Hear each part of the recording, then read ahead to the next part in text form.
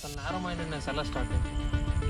Narrow mindedness అనేది మనలో ఉండే ఇంటాలరెన్స్ వల్ల, మనలో ఉండే భయాల వల్ల, మనకి కొన్ని ఆలోచనలు నచ్చకపోయినా సరే దాన్ని యాక్సెప్ట్ చేయలేక మనకుంటూ కంఫర్ట్ జోన్ క్రియేట్ చేసుకుంటాం.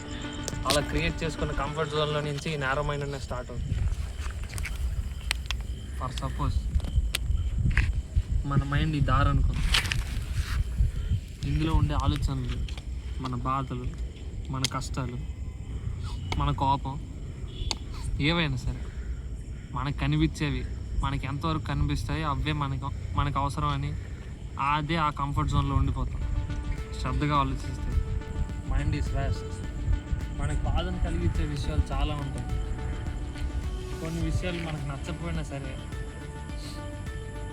మనం దాన్ని యాక్సెప్ట్ చేయడానికి ఇష్టపడం. అందుకే మనకంటూ ఒక కంఫర్ట్ జోన్ క్రియేట్ చేసుకుంటాం.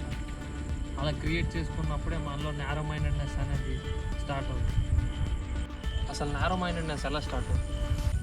నారో మైండెడ్నెస్ అనేది మనలో ఉండే ఇంటాలరెన్స్ వల్ల, మనలో ఉండే భయాల వల్ల, మనకి కొన్ని ఆలోచనలు నచ్చకపోయినా సరే దాన్ని యాక్సెప్ట్ చేయలేక మనకుంటూ కంఫర్ట్ జోన్ క్రియేట్ చేసుకుంటాం. అలా క్రియేట్ చేసుకున్న కంఫర్ట్ జోన్లో నుంచి ఈ నారో మైండెడ్నెస్ స్టార్ట్ అవుతుంది.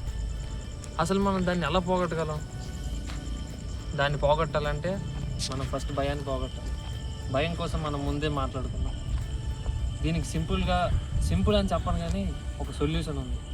అదేంటంటే మన మైండ్ క్రియేట్ చేస్తుంది ఈ ప్రపంచం తప్పు, నువ్వు మాత్రమే రైట్ అనే ఆలోచించడం నుంచి నువ్వు బయటకు వచ్చి నేనే తప్పుగా ఆలోచిస్తున్నానేమో అనే థాట్ నీలో వచ్చిందంటే, మళ్ళీ చెప్తున్నా, అలాంటి ఆలోచన నీలో స్టార్ట్ అయ్యిందంటే నువ్వు ఇంటర్నల్ ఫైట్కి సిద్ధమయ్యాను అంటాం.